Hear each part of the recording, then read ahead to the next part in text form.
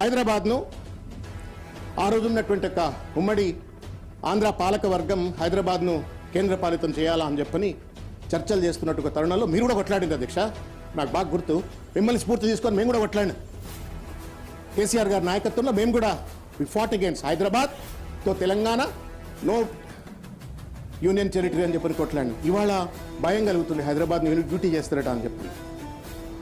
Social మీడియాలో వార్తలు వస్తున్నాయి, పేపర్లలో వార్తలు వస్తున్నాయి, టీవీలలో వార్తలు వస్తున్నాయి. ఈ 2000 కిలోమీటర్లు చేయటం వెనుక హైదరాబాద్ను యూనియన్ టెరిటరీగా మార్చివేయటంలో ఒక సానుకూలమైనటువంటి ఒక ఫెసిలిటేషన్ జరుగుతుందా అనే అనుమానం కలుగుతుంది. ప్రభుత్వం దయచేసి దానికి సమాధానం చెప్పాలని చెప్పి కోరుతాం.